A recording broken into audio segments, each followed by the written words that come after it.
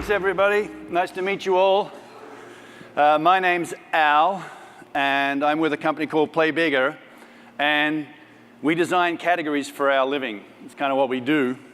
And in the next 25 minutes, I'm going to explain category design to you, and I think you'll figure out that actually many of you are category designers as well. All right? So let's get started. And one of the things we've figured out over the last 2 or 3 decades of doing category design is that every product or service that we all love and use happens because a legendary entrepreneur, like the folks in the audience, had this idea for a great product, a great company, and a great category. They went about mindfully building and designing product, company, and category. And I'm going to start with a story about this fellow. Anybody know who this is? We've got one show of hands. His name's Clarence Birdseye. He's from the 1920s. He was quite an adventurous soul. And Clarence used to spend his summers in northern Canada. And in northern Canada, of course, it's cold, especially in winter, but in summer even. And he watched the native people, and what he would find was that they would fish, they'd bring the fish up, the fish would land on the ice, kind of flop around for a little bit, and then sort of freeze. And he had this insight, a founding insight is what we call it in our book called Play Bigger, that if you could flash freeze fish, you could probably do the same for other foods. And if you think about the 1920s, in America at that time, you know, there wasn't like daily flights coming in from the East Coast or the West Coast to deliver fresh food. The only really way you'd get fresh vegetables in particular was if you lived near a farm. So Clarence went about creating a new product. It was called flash freezing. And that would be normally where most innovators would stop and the story would end, hey, I developed this incredible thing called flash freezing. So the product design, he did a pretty good job of, but he actually had to then go and do something else. And you've probably already figured this out, that to get the frozen foods from the farm to the market required transportation. In the 20s, there were trains and a few automobiles. So he had to go out and create an ecosystem for his product to actually distribute it to the markets, which was the final destination where the consumer would make the purchase. And so he convinced all the railway cars to actually put frozen railway cars. But that wasn't enough either. Think about it. You sort of have flash frozen foods. They get frozen, taken by railway car. They've got to get shown somewhere. And of course, in the supermarkets, he had to convince them to put freezers in. So part of his company design and the go-to-market strategy was about actually building out an ecosystem of transportation and ultimately retail. And of course, we walk down the hall in our, if I could just push the right button here, we walk down the hall in our supermarkets today, and it's called the frozen food aisle, right? That's what it's called. Well, who created the frozen food category? Clarence, okay? So not only did he create a great product, flash freezing, not only did he have to build a great ecosystem to distribute this thing, he created a category which now is in the trillions of dollars in terms of the value of that category over that 100-year period. And that's what great entrepreneurs do. They don't stop at product, they don't stop at company, they go to what we call the third leg of the stool, which is category design. It's a new management discipline. It's something that we've been practicing for many years. You folks are probably already doing it anyhow. And the reason we know that is because as part of our book, we had a very big research agenda, and the research agenda took 2 different tracks. There was a sort of a quantitative agenda to understand how startups grow, what the time to market cap is, who ultimately creates the most value. That's on the left-hand track, and there's a recent study just published. And on the qualitative track, we interviewed about 100 of the greatest entrepreneurs of all time to understand what it was that they did beyond just their product and their company. And ultimately, we figured out that they did what we call category design, and you guys probably are doing it already. So let's talk about 4 insights that we figured out. The first one is, in our world, in the technology world, for the most part, every single category is a winner-take-all game. You might hear people say, well, you know, I'll be happy with second or third or fourth position, I'm here to tell you that you really don't want to be second, third, or fourth, because the leading company in a category will, for the most part and on average, take 76% of the market cap of the entire category. Right? So it's really important that you sort of understand that what you're playing for is 3/4 of the market cap for the entire category. And when you understand that, it changes the way you think about taking your product and company to market. And actually, we had a really fun article just recently with Susie Welsh. And she called us and said, hey, you know, we're doing this LinkedIn top 100 companies. And we said, sure, send us the list. And the first 7 companies on that list we had previously identified as a category king. So, you know, and that was about which companies attracted the most people. Turns out that the 7 most attractive companies, the places people want to work, turn out to be category kings. So in addition to the market cap stat, Susie introduced us to a new one, which is actually people want to work for category kings too. So it's a winner-take-all game. The second thing is, just like product and just like company have an evolution, so do categories. And it looks like this. The pink line shows sort of technology adoption. It starts out with the innovators and ultimately ends up into the large part of the marketplace.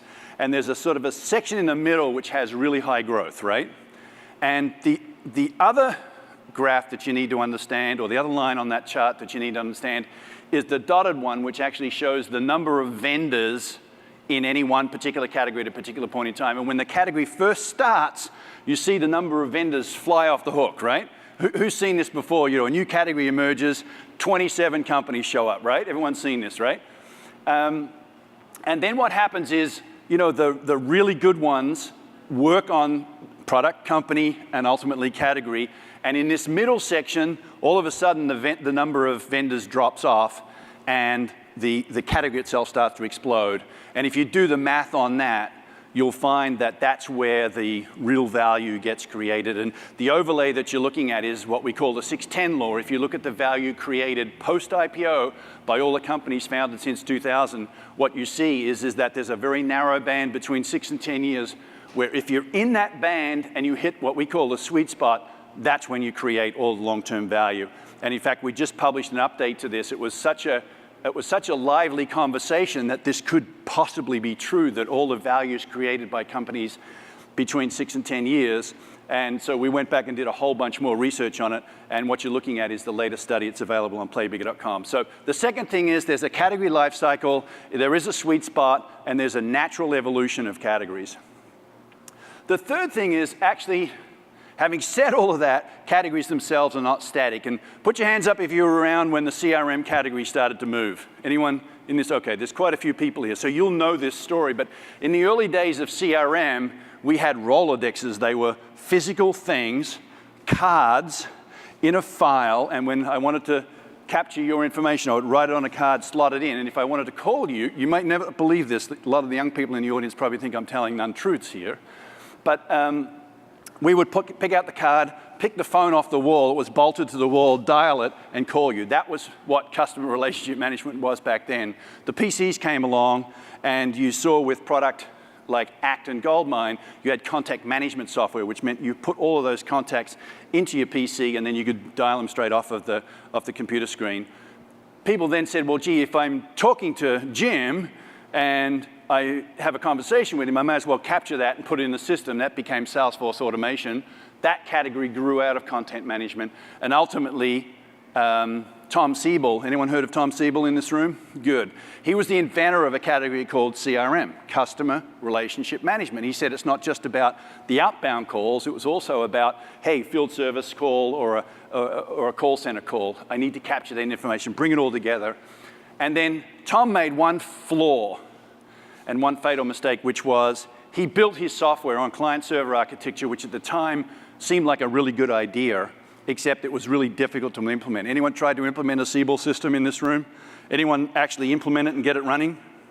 Nobody. Okay, so that's the story, right? And of course, Benioff came in and said, actually, it's about no software. It's not about installing software. It's about this thing called the cloud. It was ASP at the time. and SaaS. And he invented this new category called cloud CRM. That's the big lift, and of course there's a whole set of companies, probably many in the room today, who are actually starting to really think about what the next sort of generation of CRM looks like. So these categories happen over a 10 to 15 year period, but they also take over from each other. So that's the third thing. And the fourth thing is that you're probably wondering, well, what is all this category BS anyhow? Where did it come from and what does it mean? And it turns out it's actually how our brains work. And so the reason it works is because it's the way our brains work. And that companies actually, and products for the most part, don't live in space. They actually live in a place in our heads, in a filing system. And if you can get into that filing system, you're going to win. And that place that you live is actually a thing called a category. And categories are the way that we all discover and relate to companies and to products. And I'll give you the visual example is, you've got a shopping list, you've got all these problems you've got to solve. I've got to cook pasta tonight, I need these ingredients, etc. You walk into a Whole Foods, who's had this experience? You stand there, it's like, holy smokes, like where on earth would all these things be? Turns out that for hundreds of years we've had this categorization scheme, and if you look above the aisle, what is it? A whole set of categories, right? You're immediately, oh yes, that's in the seafood aisle, or that's in the laundry aisle, whatever it might be. So that's how we think. And if someone said to you, hey, I got to get to Tahoe next weekend, it's really snowy, what sort of car do I get? You're probably going to say an SUV. Well, what's an SUV? It's a category. Of course it is. You didn't say it was a Porsche Cayenne or a Ford Explorer. You didn't go to the product or the brand or anything. You went straight to the category because that's the problem that you're trying to solve, and that's the way your head works. And so our brains are actually, they create these categories to cope with all of this mess. And if you think about the world that we live in today, these marketing platforms, again, many of you probably are already building these things, are targeting us and bombarding us. And I saw an article the other day that says we get thousands of marketing messages every day. So in a world where we're getting all of this stuff coming at you, it's even more important to have a filter system, and that filter system is called categories. And a number of researchers in brain science have actually told us that our brains naturally turn to filter all of this stuff. They turn to actual cognitive biases that don't work on logic. You don't sit there and look at every one of those things and do yeses and nos and all that sort of stuff. It's based on instinct. And there are 4 really important biases as a category designer that you need to understand. The first one is anchoring effect. If we're negotiating for a car price and you say, how about I give you $5,000? You've anchored the conversation at $5,000. It's not going to be 50 and it's not going to be 500. It's going to be somewhere around $5,000. You need to be the one who anchors the conversation around the problem. The second thing is groupthink. You see this on social media every time. If Fred likes it, so does Sally, because Sally and Fred are friends. There's choice supportive bias, and the idea of conformity are also important. And so category designers use these brain shortcuts to change the behavior, the usage, and the purchasing behavior of their customers, and ultimately drive that category curve. Okay, that's the theory. So here's a few hints. And if you read our book, Play Bigger, you'll see that there's a whole bunch of these hints laid out into a very formal methodology that you can all follow. And the first one is, talk about the problem. Talk about the problem and keep talking about the problem. Don't talk about the solution. Talk about the problem, because I have a problem. If you're talking to me about something that I feel about, then I understand. And generally, if you speak about the problem better than anybody else, you know what happens? I immediately think you have the answer.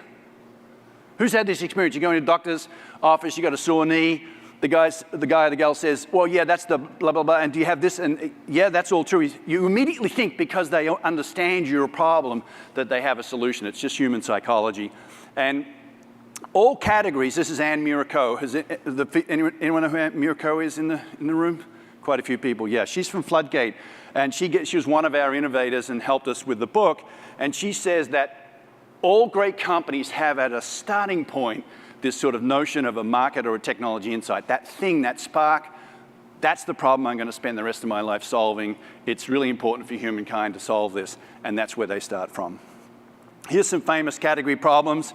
I need to make a louder guitar. Who was that? Correct. I want to surf longer in cold water.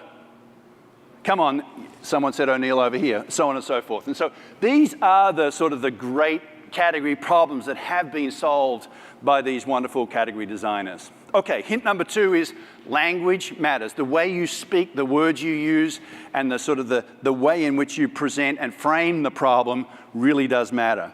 And what happens is category designers use language to condition the market to adopt something new and different. I want you to stop for a second and think about last time you went into a supermarket and you were buying energy drinks. 10 years ago, was there a thing called energy drinks? No. Everyone's shaking their head, no. No, you're right. And guess what this is? Is this an energy drink? No, correct. It's an energy shot. And where is it sold? Whereabouts in the supermarket is it? Is it in the drinks aisle? No, it's not. Where is it? It's a checkout. It's a whole new category of things called energy shots, invented by one awesome entrepreneur. And here's the funniest story. The contents of that thing and the contents of the energy drink, how much overlap do you think there is? It's high. It's the same thing, it's in a different form factor. And you could have come out and said, well, I have a small energy drink, or I've got a better energy drink. Do you think that would have made any difference? No. He created a new thing, his point of view was, hey, just because I'm tired doesn't mean I'm thirsty. I don't want to have to drink a whole can of yuck just to get the juices flowing. I'm actually going to have this thing called an energy shot. It's the same thing with Starbucks. Brilliant use of energy. I'll have a triple non-fat latte, grande, extreme, mocha, what? That's all language. Who invented that? Starbucks. In the old days, you used to just go in and grab off the counter for 50 cents at the local diner a cup of coffee.